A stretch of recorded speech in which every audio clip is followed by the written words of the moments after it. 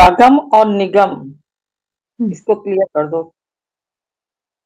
देखिए ये तो अगम किसी जो को है अब वो याद नहीं वेद रहा है। भाषा है। हम्म। देखिए अगम जो है वो वेद भाषा है। वेद मतलब जानकारी। आपको जैसे जानकारी मिली कि तुम आत्मा हो, देह नहीं हो। तो जब जानकारी मिलती है, क्या उसको हम जानकारी को एज इट इज समझ लेते हैं? जान लेते हैं, पर समझ तो नहीं लेते। इसी प्रकार से जो वेद हैं, शास्त्र हैं, उनमें जो बातें लिखी हैं, उन बातों को सुन लेते हैं, जान लेते हैं। कोई शंकर होगा होगा, कोई शिव ऊपर बैठा होगा होगा, परंतु जब वो जानकारी जब तक हमसे, इंडिविजुअल से, एक पर्टिकुलर से कनेक्ट नहीं होती, समझिएगा, तब तक उस जब वो जानकारी मात्र जानकारी है, उससे हमारा कोई कनेक्शन नहीं है। हम दूर होते हैं उससे, सच्चाई से। इसीलिए उस सच्चाई को समझने के लिए जो प्रतीक दिखाया गया है मंदिरों में, शिव के मंदिरों में, अखूट सत्य का भंडार जो है, वो सत्य को कैसे समझा जाए, तो वो लिंग रूप ही दिखाया गया है। ऐसे नहीं दिखाई दे देगा कि कोई चलते फिरते देख ले उसको। पहली बात तो मंदिर में, और शिवलिंग, लिंग रूप में शिव ही होगा वो। परम सत्य ही जो है, परम सत्य वो लिंग के रूप में दिखाई देता है। अर्थात जो वेद है, शास्त्र है, उसमें जो सच्चाई है, वो प्रतीक और चिन्ह के रूप में, इंडिकेटिव साइन के रूप में, सूचनात्मक रूप में वो छिपी हुई है। इशारों के रूप में वो है, परंतु हम देख नहीं पाते, क्योंकि हम प्रकृति से सुख लेने वाली, प्रकृति से सुख लेते हैं ना। प्राकृतिक परिभाषा, मान लीजिए हम किसी की पत्नी हैं, हम किसी की माँ हैं, हम किसी के बाप हैं, तो इंद्रियों से जो चीज हमने क्रिएट की होती है, जो क्रिएशन हमने अपनी इंद्रियों से की होती है, उनसे हम सुख लेने में लगे रहते हैं। तो जो ओरिजिनल सत्य है, हम उसको कहाँ देख पाएंगे? हम जो क्रिएट किया है, जो क्रिएशन बनाई है, हमारी बुद्धि उसी में लगी है।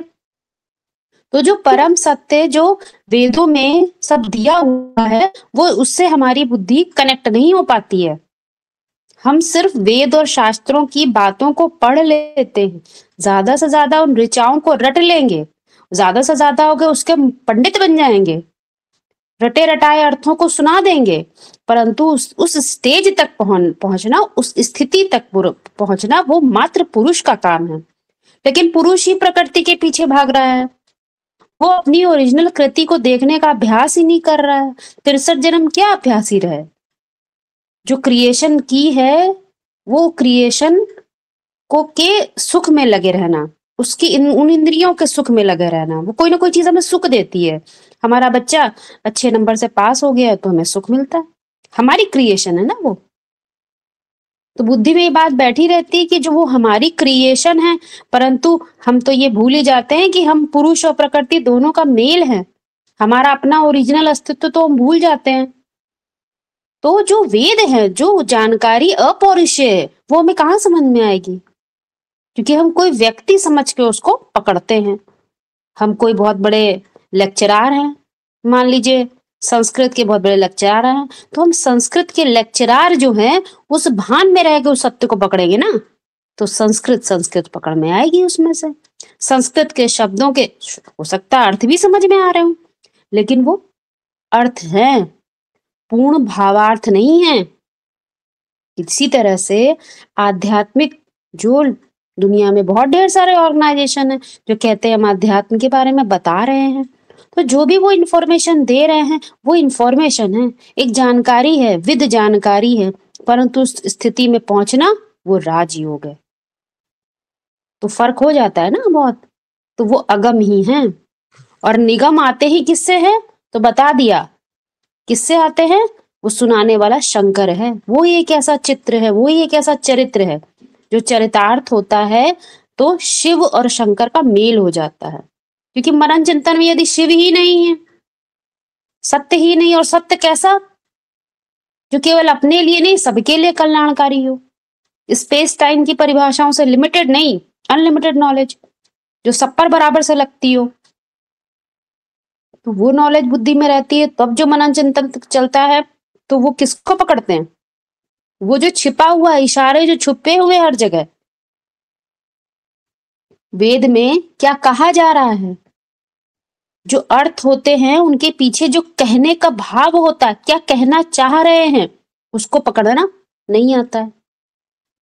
तो उसको पकड़ने की जो टेंडेंसी है, उसको पकड़ने की जो मादा है, वो राजयोग से डेवलप होती है। जितना जितना राज जानते हैं, तो राज जानने जानने से हम इस दुनिया से जैसे कि परे स्थिति में अपने आप ही होते रहते हैं, क्योंकि सत्य पता है ये सत्य नहीं है, ये असत्य है, ये सदा नहीं रहेगा मेरे साथ, तो हम क्यों पकड़ेंगे उसको। अपने जो वास्तविक स्वरूप है उसको हम उससे कनेक्ट होते, उसमें जीने लग जाते हैं, तो बदलाव हो गया ना। तो वो निगम है, उनके यथार्थ अर्थ जब मालूम चलने लग जाते हैं, जिसको हम विधान भी कहते हैं, क्योंकि हर चीज दुनिया में विधान के आधार पे ही बनी हुई है। यदि विधान ही ना हो तो क्या कोई राष्ट्र सही तरीके से चल सकता है? नहीं, अराजकता फैल जाएगी चारों तरफ। तो एक विधान होना बहुत जरूरी है। जो चित्र है, जो शंकर का चित्र जैसा आपने बताया, उसको आपने कैसा समझाने का अर्थ, मतलब कि वो अगम है, जो उसका भेद को जानने का जो सूक्ष्म है, तो उसको निगम बोला जाता है कैसे? सूक्ष्म से जो जान लिया ना, तो जो जान लेते हैं आप जिस चीज को आपने तो जानना यहाँ कैसा है, यहाँ जानना तो ऐसा नहीं कि हम जान के बहुत बड़े प्रोफेसर बन गए। जान को, उसी ज्ञान को जान लिया, जाना तो तुम्हें ही हो ही जाए। अर्थात जो तुम जान लेते हो, ये ज्ञान किसी पुरुष किसी व्यक्ति का नहीं है, वो अपौरुषेय है। इस ज्ञान को जब तुम जान लेते हो, तुम जैसे उसी स्थिति में स्थित हो जाते हो। अच्छा, तो आपका कहने का अर्थ ये होगा, जैसे शंकर को जो चित्र देखना मतलब ये अगम है, उसके अंदर का चरित्र चरित्र को देखना मतलब ये निगम है, बुद्धि रूपी नहीं, कौशल को। भैया चरित्र को देखिए, चरितार्थ कर लेना, उसको चरितार्थ कर लेना। वो हाँ, चरितार्थ जब होता है तो सोई वो जो होगा सोई वो बोलेगा। हाँ, मतलब कुछ देखने का और उसको एक प्रैक्टिकल में धारण में लाना। इम्प्लीमेंट करने का, हाँ, हाँ, दोनों सेम। हाँ, जी जी जी। देखिए इसमें ना चित्र वाली बात नहीं, आप इसको समझने की कोशिश करिए। अगम और निगम, अगम के लिए बताया गया जो सत्य है, वेदवाणी, वो है अगम। और जो वेदवाणी तो सबकी समझ में नहीं आती, जैसे संस्कृत भाषा है किसी की समझ में नहीं आती जल्दी, उसके अर्थ करे जाते तब समझ में आते हैं, तो उसका क्लैरिफिकेशन। तो शंकर के चरित्र के ऊपर ही क्यों बोला गया कि शिव का डमरू डम डम बोले, अगम निगम के भेद खोले। अब उसमें चित्र तो दिखाया जाता है शंकर का, तो और शिव का डमरू दिखा दिया जाता है। तो डमरू क्या होता है, दो साइड में बजता है। तो जो ये निगम मतलब जो क्लैरिफिकेशन निकलता कैसे है, उसका आधार क्या है, जो आवाज निकल रही है उसका आधार क्या है। कोई भी चीज के घर्षण से ऊर्जा उत्पन्न होती है, उससे आवाज होती है। एक चीज होगी तो कहाँ से आवाज होगी, तो घर्षण किस चीज का हो रहा है, जो अगम है, आगम्य है, वेदवाणी जो सदा काल सत्य है, उस सत्य के आधार पर चिंतन मंथन हो रहा है। तो जो सत्य है वो राइटियस है, और जो वो है लेफ्टिस्ट है। चिंतन मंथन किस आधार पे हो रहा है, पहले एकदम से मन तो स्वीकार नहीं करता।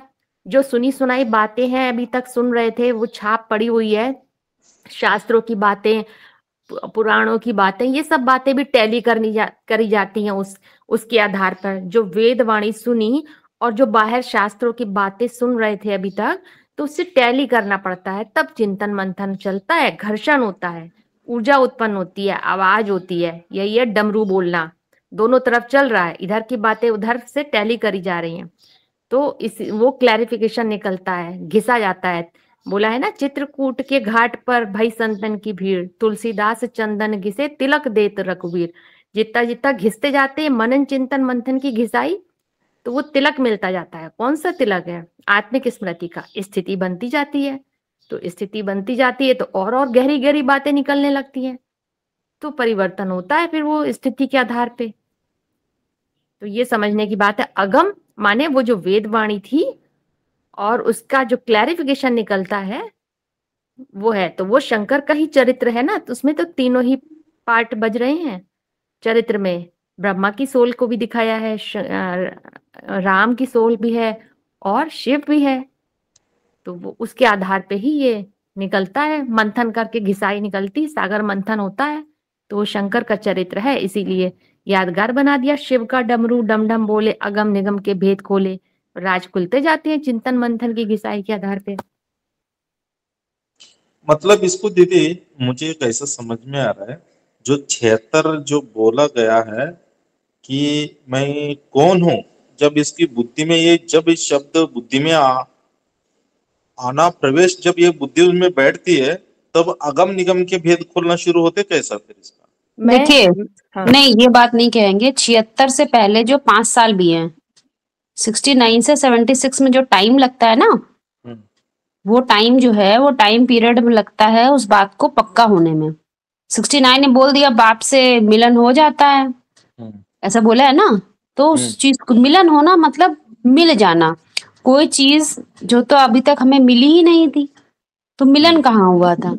तो मिल जाना मतलब उसके बाद उस चीज पर शंकर जो है वो, अब ये चिंतन करने का भी विषय है ना, मिल जाने से तो काम नहीं चलेगा। साकार भी मैं हूँ, निराकार भी मैं हूँ, अर्थात मैं मतलब कौन?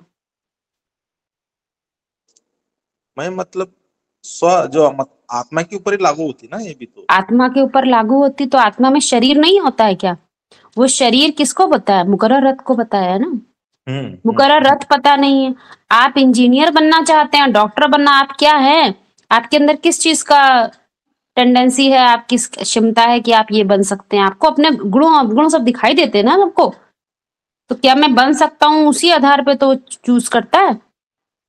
तो दीदी इसमें क्या ये कहेंगे कि मुरली के महावाक्यों के आधार पर सिर्फ वहाँ मनन चिंतन मंथन शुरू हुआ, अगम मतलब?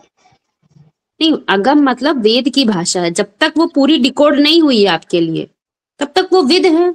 अभी भी कोई प्रश्न पूछ लिया जाए सिंपल सा, यदि वो हमारे जहन में, हमारे चरित्र में चरितार्थ नहीं हुआ, तो आज भी उस प्रश्न के उत्तर हम लोग खोजेंगे, क्योंकि चरित्र में जो चीज होगा उसको बताने में कोई समय थोड़ी लगता है। यदि खोजना पड़ा यानी कि अभी कहीं ना कहीं उसको ढूंढ रहे हैं। इसीलिए बोला भी है, ज्ञान एक से सुनना है, अनेकों से सुना और वह विचारी हो जाएगा। बुद्धि अभी अनेक में जा रही है, क्योंकि एक को अभी चरितार्थ नहीं हुआ है। वो किसी भी चरित्र को डॉक्टर पढ़ के MBBS पढ़ कर ले, सब कुछ पढ़े, डॉक्टर बन जाए, तो उसे क्या खोजना पड़ता है कुछ? कोई पूछे भाई हमारी बीमारी दूर करो, तो अपने डॉक्टर के अनुभव से बता देगा, क्योंकि उसने वो चीज पूरी अपने में एब्जॉर्ब कर ली है, वो नॉलेज को पूरा एब्जॉर्ब कर लिया उसने अपने अंदर, तो बता देगा। और यहाँ पर क्या, अभी पुरुषार्थ पूरा नहीं है, तो पुरुषार्थ चल रहा है, लेकिन दो संगम युग दो तरह से डिफाइन होते हैं। या तो पुरुष अपने उत्तम स्टेज में पहुंचने वाला, या तो पुरुष को भी अपने संगम तो है, परंतु कैसा? पुरुष को अपने मुकर्रर रथ का भी पता नहीं है। जो चीज हमें अट्रैक्ट करती है, तो इट मीन्स हम वही ही हैं जो अट्रैक्ट करती है। कोई चीज होती है ना, आपको किसी के वर्ड्स लिखे हुए जैसे थॉट्स आती हैं, वो आपको अट्रैक्ट करती है, इट मीन्स आप वही हो। आप बीज नहीं हो। हम दूसरे के शब्दों से क्यों अट्रैक्ट होंगे? यहाँ परम सत्य की नॉलेज हमारे पास है, तो हम दूसरों के शब्दों से क्यों अट्रैक्ट होने वाले? सत्य को खोजने वाला, नहीं, हम सत्य को खोजने वाला दूसरे की लाइन, देखिए दूसरे के, जैसे व्हाट्सएप पर, फेसबुक पे बहुत सारी लाइंस आती हैं, बहुत सारे लोग बोलते हैं, वो उनके विचार हैं, उससे हमारा क्या कनेक्शन है? हमें तो सत्य मिल रहा है सीधा सीधा, हम उनके विचारों को क्यों लेंगे? क्योंकि वो विचार तो बाद में बनते हैं, कॉन्सेप्ट पहले आते हैं, ये ध्यान रखिएगा। We are studying the concept, हम सीधा कॉन्सेप्ट पढ़ रहे हैं, हमें उससे विचार तो जाने कितना पैदा कर लेंगे। विचारों से कॉन्सेप्ट नहीं आते, कॉन्सेप्ट से विचार आते हैं। विचार तो संकल्प हैं, उन्होंने जो समझ में आया, जो संकल्प आया वो बता दिया उनको। तो जो बीज होता है, तो बीज को जानने वाला क्या विचारों को पीछे पड़ेगा? वो दूसरों के विचारों को क्यों अब्सॉर्ब करेगा? ये तो कोई तथ्य भी नहीं है। नहीं, दूसरा तो कुछ भी नहीं हुआ, वो पूरा वर्ड है, जैसे यूनिवर्स है, हम वो वर्ड में नहीं आते हैं, वो वर्ड में नहीं आते हैं। एक आम के बीज में आम के वर्ड से ही मतलब है। अब आम को अपनी पहचान ही, तो अपने वर्ड को कैसे रिकॉग्नाइज कर पाएगा? और जबकि उसका वर्ड तो बीज के अंदर है। हम बाहर की दुनिया में नहीं खोज रहे हैं किसी को, ये ध्यान रखिएगा। ये खोज ही अंतरात्मा की है, ये खोज बिल्कुल विपरीत है। बाहर खोजेंगे तो नहीं मिलेगा वो चीज, क्योंकि बाहर तो सत्यता रह ही नहीं गई है। सत्यता सिर्फ कॉन्सेप्ट में है, वो बीज ही पकड़ सकता है।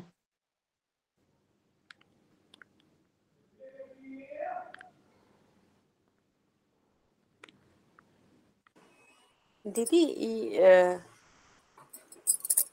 ये आगम निगम का जो एक श्लोक है, ब्रह्माणी रुद्राणी तुम कमला रानी, आगम निगम बखानी तुम शिवपट रानी, तो ये जैसे यहाँ पे आगम निगम जैसे आया है वर्ड, तो यही जैसे चरितार्थ किया गया है, मतलब एक ही रूप को ये फीमेल वर्जन के लिए। दुनिया में वर्जन जो भी परिभाषाएं बनाते हैं वो प्रकृति की बनाते हैं ना। आज भी भगवान का जो विशाल से विशाल रूप बनाएंगे तो कभी देखते हैं विराट रूप बनाते हैं भगवान का, बड़े से बड़ा जगदम्बा का रूप बनाते हैं, ढेर सारे हाथ वाली, तो उनको कहते हैं जगत माता है, बहुत बड़ी है। जगत पिता को कहाँ कोई जानता है। तो इस प्रकृति के डेफिनेशंस में, हमें भौतिक परिभाषाओं के डेफिनेशंस में हम ऊपर वाले की ओरिजिनल परिभाषा को नहीं पकड़ पाते हैं और ना ही उसकी कोई व्याख्या जानते हैं। ये तो सिर्फ वेदों में है, इसीलिए वेदों को अपौरुषेय बताया है। और वेद के आधार पर क्या तैयार होते हैं? शास्त्र। यदि उसको मूल जानकारी हो जाती है, सूक्ष्म जानकारी हो जाती है, तो वो शासन करने का विधान तैयार कर लेता है।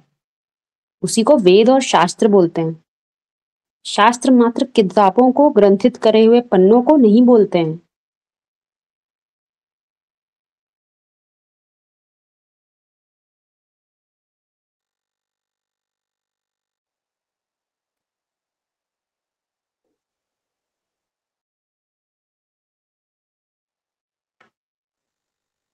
हाँ जी, और प्रश्न? वेद और ये शास्त्र क्या डिफरेंस क्या है इसमें, कैसे? वेद तो अपौरुषेय होते हैं और शास्त्र मतलब शासन करने का विधान। तो दुनिया में भी कोई शासन करते हैं छोटे मोटे, तो विधि को तो फॉलो करते हैं ना, विधि से तो विधान बनेगा। विधि की जानकारी नहीं होगी, हमें पता ही नहीं कि दुनिया में या जिस भी ऑर्गेनाइजेशन, मान लीजिए एक परिवार ही ले लेते हैं या कोई कंपनी ले लेते हैं, उस कंपनी में हर कंपनी के कोई नियम होते हैं। तो बिना नियम जाने समझे क्या उस कंपनी में आप कोई कार्य कर पाएंगे? कोई विधान चलेगा? नहीं चलेगा। आउट ऑफ कंपनी के लॉ से आउट ऑफ हम रेंज चले जाएं, कुछ भी जाके विधान बना दे, वहां मैनेजर बन गए तो हमने कोई भी विधान लाके डाल दिया उसमें, तो चलेगा? आपको कानून तो पता होना चाहिए। ये दुनिया की रीति है। और यहाँ क्या है? यहाँ शंकर लॉफुल पार्ट है, क्योंकि वो यूनिवर्सल नियम को, परम सत्य को जानकर ही कानून बना देता है। वैसा शासन करने का विधान तैयार होता है जिससे दुनिया को चलना पड़ता है उस पर।